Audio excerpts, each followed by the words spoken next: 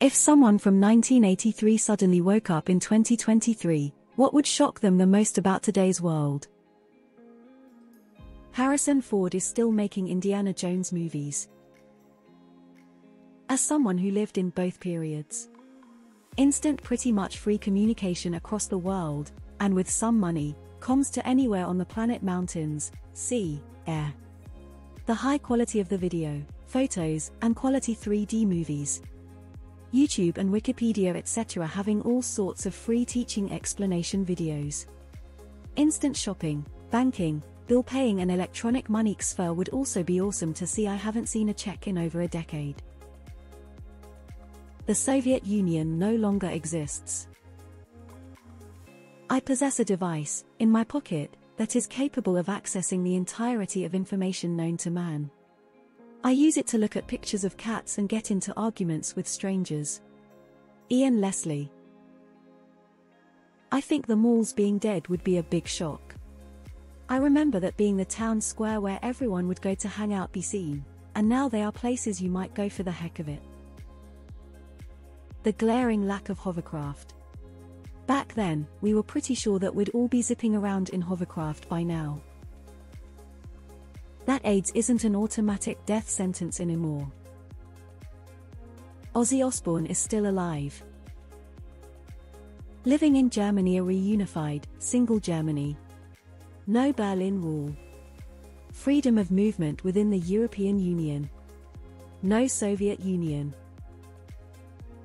The lack of white dog shit.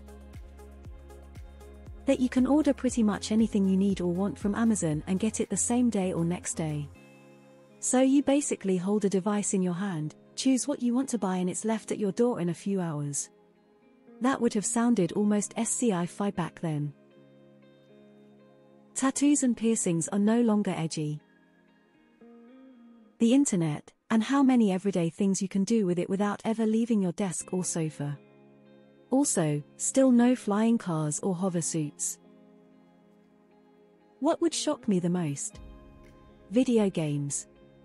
I was playing Atari in 1983, and if I went from that to experiencing virtual reality or even just the current AAA title games, it would blow my fucking mind.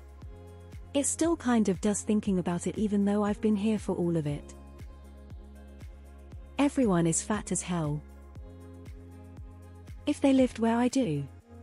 Not much. Maybe how many trucks have 4 doors? HIV being treatable and not demonized. Asbestos is bad. People are so fat, TVs are so thin. They'd be confused why kids aren't able to walk bike around town to play with other kids in the neighborhood or go to the park store. Even though I understand how things got this way, I still feel sort of confused by it. That while technology has advanced greatly in all fields, so one worker can do the work of 10 workers in their time, yet still despite this people are working longer, harder, for less pay and have more stressful lives than they did. To get an obvious one out of the way, iPhones, other tablet devices and the advancement of computers in general. The lack of pubic hair. Quicksand was not the threat we all thought it was. Donald Trump was president once. Steve Martin doesn't age like the rest of us, oh wretched mortals. You cannot smoke indoors. You cannot smoke while you are driving a car with children in many states, possibly all states. Marijuana legalization, acceptance of homosexuality, and how money is worthless in comparison. Probably that Jello Biafra was right about everything. How housing became so expensive. Lack of Polish jokes. Lack of porn mags found in the woods. Everything.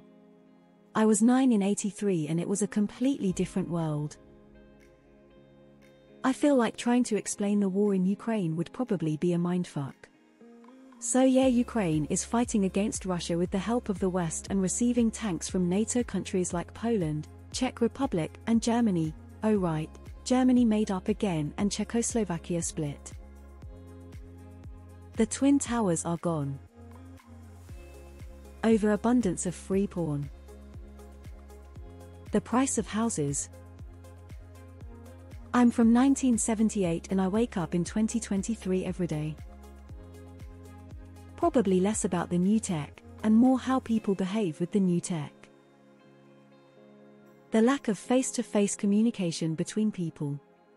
No one speaking in the phone, no one just popping in unannounced for a visit. No sleepovers for kids. The lack of progress in space exploration. That we don't even go to the moon anymore, let alone have a station there.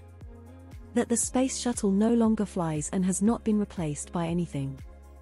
The best that we have is celebrities and mega-rich paying to go up to orbit. The amount of hate in politics today.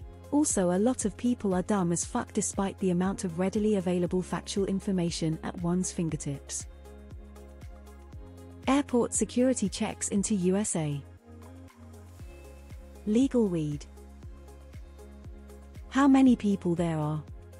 We grew up on science fiction. Someone from 1983 would be excited about things like microwaves, mobile phones, computers, etc. But the sheer number of people everywhere, the lack of space, would be disconcerting. Japanese luxury auto brands. What's an Infiniti? An $80,000 that son. Empathy died about a decade ago. I'm still not used to it, and I watched it happen. Also, vinyl is back, for literally no reason. Everybody has tiny computer televisions, but somehow food is too expensive. Probably Wikipedia and the World Wide Web. Imagine how fascinating it would be for a person 40 years ago carrying all the information in the world, easily accessible, with them on a computer smaller than a shoe. Wages staying the same, but everything is more expensive. Tiny computers in our pockets, that we can call people on. And any music we want at any time. Smartphones. That guy would get a smartphone and never look into the real world ever again. That people have been trying to reach him about his car's extended warranty. That Amtrak trains haven't changed a bit. The fact that we have limitless knowledge at our fingertips, and the main things we use it for are looking at pictures of people we don't know, starting arguments, and telling our friends our political opinions. Cell phones. That they're living in 1984.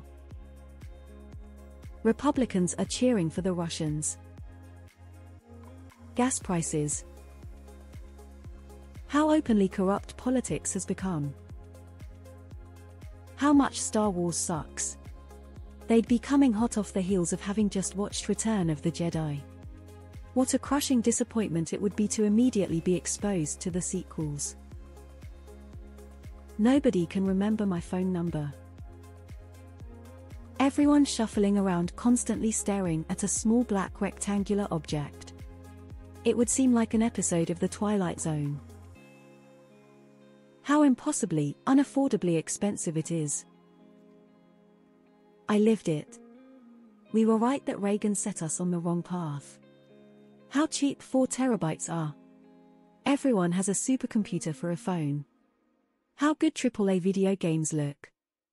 Space Station Oblivion on the C64 ran at like 1 frame per second. How bad the climate has gotten in so little time. How expensive big movies and video games are to make.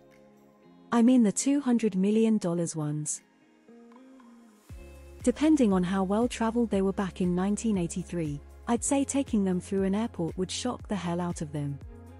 That and self-driving cars, self-checkout at Walmart, order kiosks at McDonald's, streaming services, vapes, and probably the lack of flying cars lol. What would have shocked me most is the on-demand nature of television. I wasn't even born until 1986, and it still amazes me that I can watch whatever I want, whenever I want. And pause TV. And record without VHS.